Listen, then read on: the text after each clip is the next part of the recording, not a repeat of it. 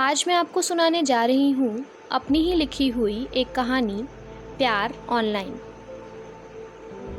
अल्हड़ सी बेपरवाह सुबह मैं बिस्तर में अलसाया हुआ सा सिमटा था कि नज़र मेज पे रखी चाय की प्याली पर पड़ी।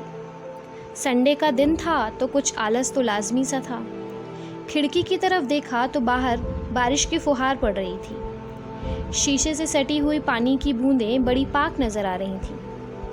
यादों की नाव में बैठकर मैं उन दिनों पहुंच गया जब मैं कॉलेज में पढ़ा करता था। मेरा MBA फाइनल ईयर था। बारिश तब भी बेखौफ हो रही थी, मानो ईश्वर आज नाराज़ मालूम दे रहा था। मैं बिस्तर में बैठा बेफिक्र सा किशोरदा के गाने सुन रहा था कि मोबाइल की नोटिफिकेशन ने अपनी तरफ ध्यान खींच लिया। फेसबुक की नोटिफिकेशन थी। फ्रेंड रिक्वेस्ट आई थी किसी की। नाम था अमृता मेहरा। तस्वीर पे मैंने उंगली टैप की तो एक बड़ी प्यारी सी लड़की की तस्वीर नज़र आई। टाइमलाइन पे ज़्यादा कुछ नज़र आ नहीं रहा था। हमारा कॉलेज सेम था तो मैंने एक बार फिर से तस्वीर को देखा। मानो सादगी और खूबसूरती का मिश्रण सी थी वो। मैंने झट से रिक्वेस्ट एक्सेप्ट कर ली। दूसरे दिन सवेरे बारिश का रुख देखते हुए मैंने पापा से कार ले जाने की गुजारिश करी। कुछ इम्पोर्टेंट काम था मुझे कॉलेज में। कार से उन दिनों कॉलेज जाना बड़ा ही नायाब सा था। मैंने कार पार्किंग में लगाई और कैफेटेरिया में जाकर बैठ गया। और दोस्त भी थे वहाँ। मैं चिप्स का पैकेट हाथ में लिए उन सब की बातें सुन रहा था कि एकदम से मोबाइल पे नोटिफिकेशंस आई। मैंने पहली दफ़ा इग्नोर करने की कोशिश करी, मगर 4-5 नोटिफिकेशंस के बाद मैंने उत्सुकतावश मोबाइल उठा ही लिया। नोटिफिकेशन थी फेसबुक की। Amrita liked your profile picture. उसने मेरी लास्ट 4-5 फ़ोटोज़ को लाइक किया था। न जाने क्यों चेहरे पे बेपरवाह सी मुस्कान बिखर गई।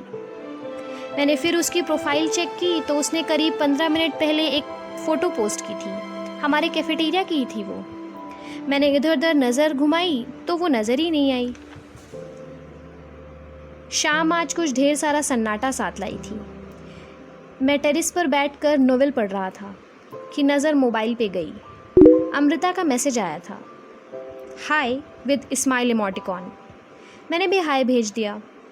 बातें स्टार्ट हो गई थी हमारी, कैसी हो, क्या कर रहे हो, एक्सेट्रा एक्सेट्रा। एकदम से उसने कहा, व्हाट्सएप पर हो। मैंने बिना देर किए अपना नंबर सेंड कर दिया। इतनी सरल और बेफिक्र सी लड़की मुझे मन ही मन अच्छी लगने लगी थी। हमने उस रोज़ काफ़ी बातें करी थी। उसने मुझे बताया था कि उसे लिखना पसंद है। अगले दिन सुबह उसने मुझे मैसेज भी उसी अंदाज में करा, गुड मॉर्निंग।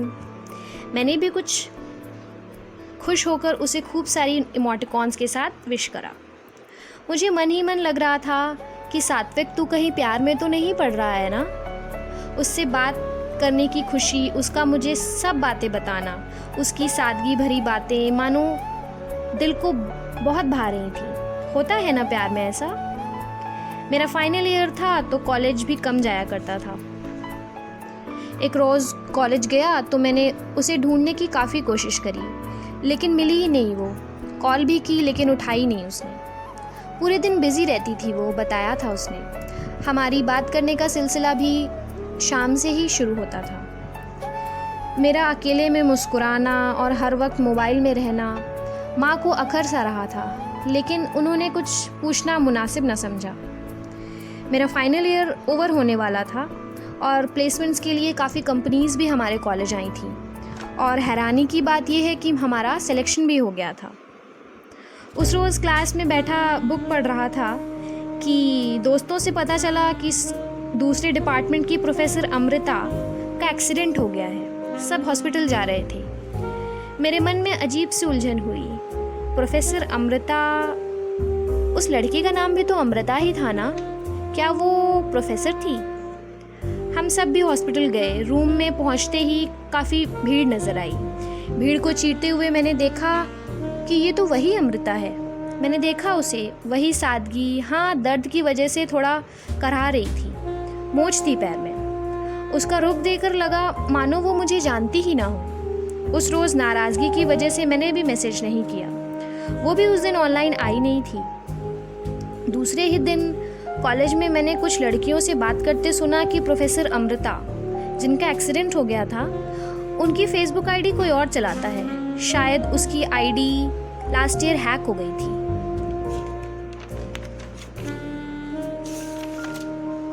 मैं सन्न रह गया, मानो दिमाग में कुछ चल ही ना रहा था।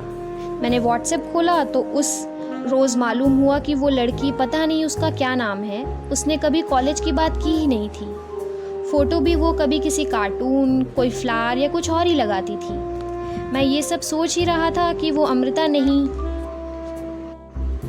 अब मैं उसे क्या ही बुलाऊं। उसका मैसेज आया था, गुड इवनिंग। मैंने मैसेज सीन करके रिप्लाई नहीं दिया। उसका भी कुछ खास मैसेज आया नहीं। फिर मैं अजीब सी उलझन में था। वो अजनबी लड़की जिससे मैंने पिछले 6 महीने से रोज़ बात की थी, वो अमृता नहीं थी।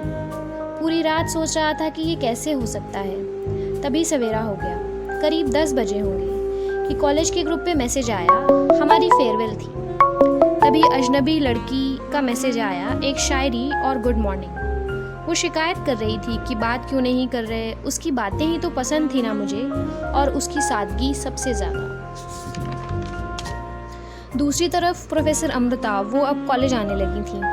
सभी की फेवरेट थी वो। हम फाइनल ईयर के स्टूडेंट्स और प्रोफेसर अमृता में कुछ आधे उम्र का फासला होगा। सच बताऊं तो मुझे भी प्रोफेसर अमृता पसंद थी। मेरा दिल और दिमाग दोनों ही काम करना बंद हो गया था। मुझे लगा कि एक ही वक्त में 2 लड़कियों से प्यार होना क्या सही है। उस अजनबी लड़की की कोशिशें, उसकी हर बात मुझे बताना, मुझे मजबूर कर रहा था उससे बात करने के लिए। शायद मुझे उस अजनबी लड़की से निस्वार्थ इश्क हो गया था। फेयरवेल वाले दिन प्रोफेसर अमृता सुर्ख नीले रंग की साड़ी पहनकर आई थी और मेरे पास आकर बोली, सात्विक please help me with this chart. इतनी मीठी सी आवाज़, मानो कानों में किसी ने मिश्री घोल दी हो। उनकी झुमकी बार बार चेहरे को छेड़कर वापस जा रही थी। पल भर के लिए सारा रूम थम सा गया था। तभी प्रोफेसर अमृता ने कहा, काम पे ध्यान दो। बाकी पूरे फेयरवेल में वो मुझसे दूर ही रही। तभी अजनबी लड़की का मैसेज आया, आज मुझसे ये साड़ी संभल ही नहीं रही है। मैंने तुरंत प्रोफेसर अमृता को देखा। वो प्रोफेसर वर्मा से कुछ बातें कर रही थी। मेरा दिल ज़ोरों से धड़कने लगा।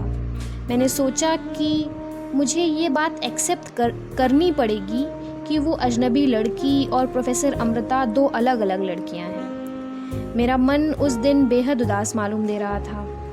अगले दिन पता चला कि प्रोफेसर अमृता ने कॉलेज से रिज़ाइन दे दिया है।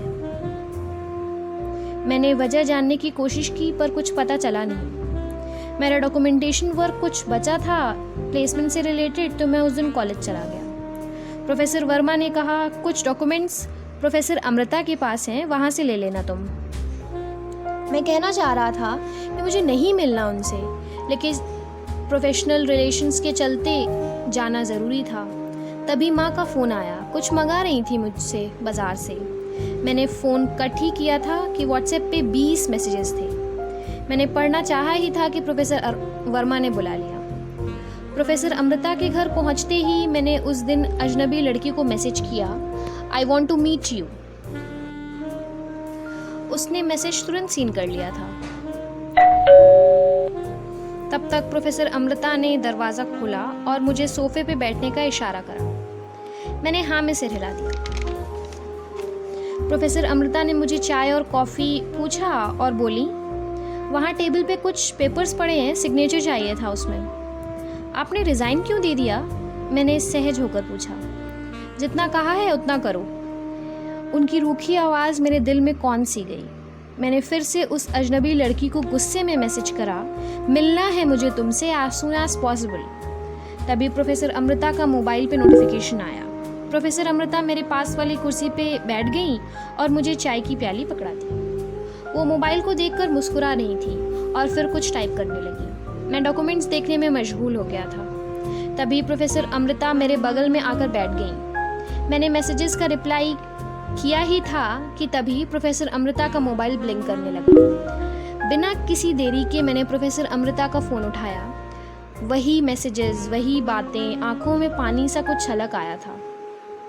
मैंने प्रोफेसर अमृता की तरफ देखा ही था, तभी किचन से आवाज़ आई, ब्रेकफास्ट इज़ रेडी।